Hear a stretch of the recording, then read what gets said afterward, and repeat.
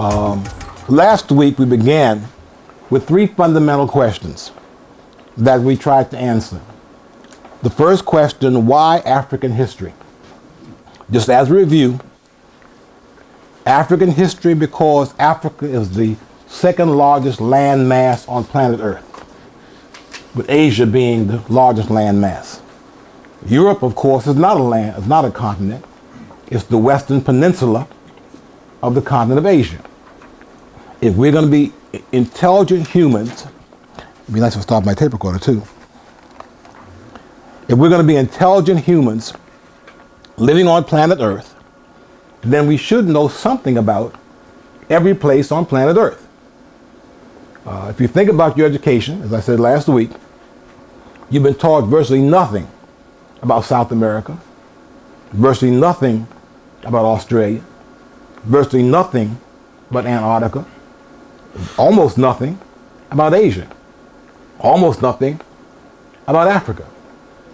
Your education has been limited to Europe and New Europe, North America. And so why African history? Because Africa's here. And as intelligent humans, we should know something about everything in the world around us. Why the conflict over African history? I went through a number of statements last time that showed that there were a number of statements made primarily by Europeans, some out of ignorance, some out of racism, that denigrated Africa. Many of them, of course, were made around the time of the enslavement of Africans, and that made it easier to do that. One of the things you'll notice in history is that when people need to do something to somebody or to steal something from somebody, it becomes convenient to denigrate that group. Let's give me another example. Almost everything that is now understood to be Jewish comes out of Egypt. When I grew up, I thought the Jews were the first to circumcise people. I was told that, in fact. Well, now I know that that comes out of Egypt. And that the people we call Jews, more technically Hebrews, because Hebrew is an ethnic group. Jew is a religion. A person practices a particular religion. Just like Baptist is a religion. I don't know what your nationality is if you're a Baptist. You can be a Puerto Rican Baptist, you can be a New Orleans Baptist. Being a Baptist is practicing an adherent to religion. But being Hebrew is an ethnic group. You can't convert to ethnic groups. As much as I might want to, I cannot convert to Anglo-Saxon. If Anglo-Saxons practice Catholicism, I can convert to that. So now, the people who we call Jews, those who practice Judaism, I was told they invented circumcision. But now I come to find out that that came out of Egypt. I don't know very much good about Egyptians because when the Hebrews came out of Egypt and took basically everything from Egyptian culture, one of the ways that they hid that was by denigrating the Egyptians. They were bad people. And logically then you figure they ain't had nothing. Okay? Now, when the Europeans take their culture from the Jews, they do the exact same thing. They do it a little backwards though. They say, well, God blessed the Jews. They were the chosen people. But see, they kind of fell from grace because they didn't accept Jesus Christ. Right. Okay.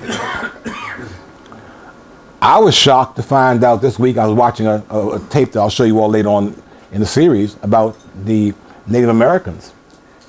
Everything that became the constitutional government, pretty much, of the United States was taken from 5 New York tribes of Native Americans. They had a council that they formed that was the basis of what the United States now is. Benjamin Franklin went and studied with them before he brought those ideas to the Continental Congress. I would never know that because I was told the Native Americans were savages. They were backwards. They were dumb. They didn't know anything. So obviously they had nothing to share. Now, seemed like that's the same thing they said about us.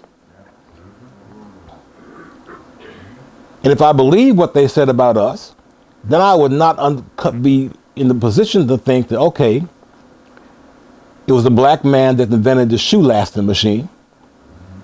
It was a black man that invented the traffic light. Black man invented the gas mask. Black folks invented the refrigerator. You know, all these things that I've now found out that we created. Southern cooking is African style cooking. Southern graces are African graces. Bernie McCain, had a program with Bernie McCain last night. Bernie McCain says very often that white folks started acting crazy once black folks stopped training them. Okay. So what happens very often is that people will denigrate you if they want to take your stuff. Because then nobody would even figure you had anything to steal in the first place. I didn't know you were on radio last night? No, they had a program for Bernie McCain last night, an appreciation program. Okay. So the second question, why the conflict? Because there's been a lot of incorrect information given out. Now, I also showed you last time statements from Herodotus, you know, who was a Greek who in fact went to Egypt. And he said just the opposite about Egypt, that what a lot of other people said during the 17th, 18th century who never been to Egypt. And then the third question, what is the relationship of African history to world history? I began to explore that by showing you a film called Ape to Man that talked about the fact that life, human life on this planet, starts one place and one place only, the continent of Africa. So far as we're concerned, as humans, what is the relationship of African history to world history? Critical. There'd be no world history without Africa. There'd be no Europe, there'd be no Asia, so far as humans are concerned, without Africa. When I showed the film a little later on with Walter Cronkite, I teased you with it last week. In the very first sentence, he says that his ancestors came from Africa. And the ancestors of the human race come from Africa. So that was our introduction. Can we get a chair for brother there? One right here. Got one right there? Okay.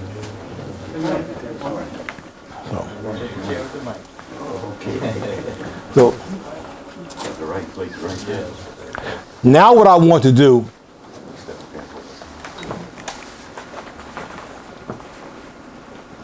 good morning, sir.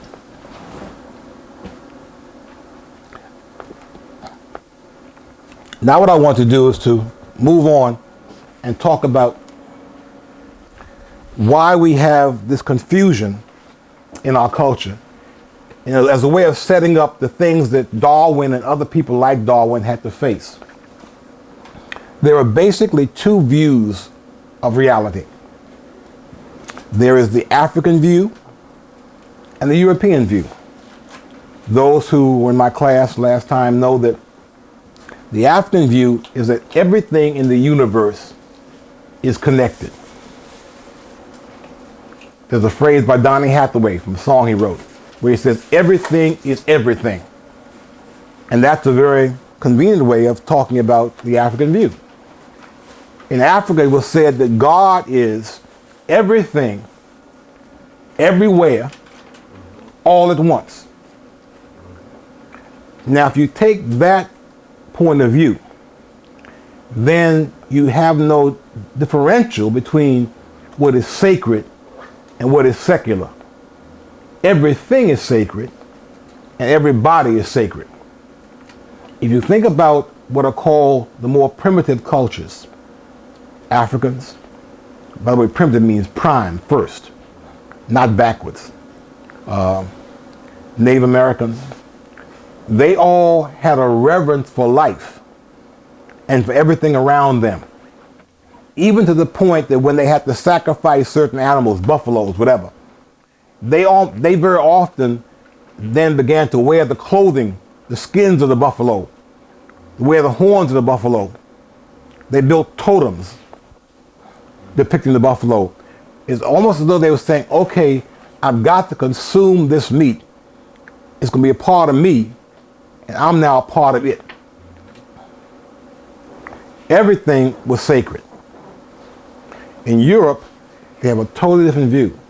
Europe separates things. In Europe, it's possible to say, je pense, donc je suis.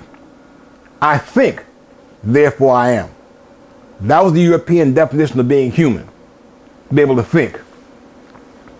The African view would say, no. In order to be human, you need at least two people. Why? Because you can only be declared as human by another human to whom you have acted humanely. So the definition of your humanness comes not out of your self-proclamation, but it comes out of how you carry yourself, how you act, how you relate to the people around you. So again, in Africa, they say, I am because we are. And we are because I am. Everything is connected. You've got these two basic views of everything in the universe and how the universe itself is structured. Because Europeans had that particular view, they were then able to say that I am the most important thing in the universe. Me, man. I've got preeminence over everything. And therefore I also have the right to do with everything whatever I damn well please. That was not the African view. There are limitations within the African view. Yes, sir. I want to break you Okay. off. Yeah. You know, you must have a relationship with things. You can't just, in order to do some of the things the Europeans have done, they first have to cut themselves off and separate themselves from the other thing. When you're tied very closely to somebody and to other things, there are certain things you cannot do to them. I belong to a national fraternity, and national fraternity is based upon brotherhood. Well, now politics has gotten involved in many national fraternities, and brothers are now competing against each other for offices, national offices, regional offices, chapter offices. And just the process of the politics says that I'm the one who wants this office. And I'm going to have to do whatever is necessary to get it. I watched the campaigns for the governorship in Virginia. I don't vote Virginia. I decided up front that I hoped that Jerry Kilgore lost. Because every single commercial he ran was a negative hit on Kane. I don't know Kane, didn't know Kilgore. But I noticed that Kane talked about what he had done of value and what he wanted to do in the future. And Kilgore's commercial, I could always tell in the first 3 or 4 sentences because it was something negative about Kane or it was something to engender fear. In fact, the entire Republican campaign was based upon fear. That's the kind of thing that separates people.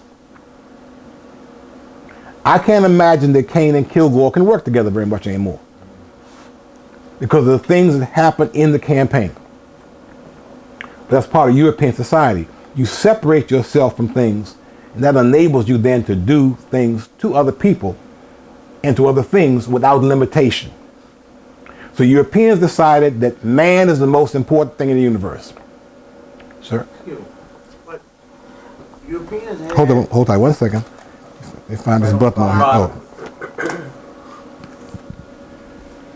Okay, but Europeans also had some forms of religion even at that time, which would have been opposite to that kind of thought process. Give me an example of one of those religions. At that time, didn't they have Catholicism? Nope. They didn't have Catholicism? But back before Catholicism. Then they would have had, Catholicism is Christianity. right. Christianity comes out of where? Out of Africa. Right. Well, they would have had Christianity then, right? The religion before Christianity, With Judaism. no, that comes out of Africa too. All the modern religions come out of Africa. But didn't they have that? Oh, no, not the time I'm talking about. I'm talking about the seminal formation of European thought. They didn't have any religion? Yes, the religion they had primarily what we now call fairy tales. Trolls under the bridge, giants in the sky. That's ancient European religion. Oh, man. No wonder they were twisting. No, all the modern religions come out of Africa. If you think about it, a religion that talks about the brotherhood of man is inconsistent with European thought. That's what I was saying. I thought they had. Now what they did, they modified Christianity to try to make it fit their thought pattern. And they decided, okay, God made all people, but he made white people over here, made black people over there, made red people over there, made brown people over there, made yellow people over there. It was a very famous episode of All in the Family, Archie Bunker, with Sammy Davis Jr. And Archie was explaining to Sammy Davis Jr. how God had made these people in these different places. And Sammy Davis Jr. says to him, well, somebody must have told y'all where we was because y'all came and got us. The basis of saying that God had made these people in different places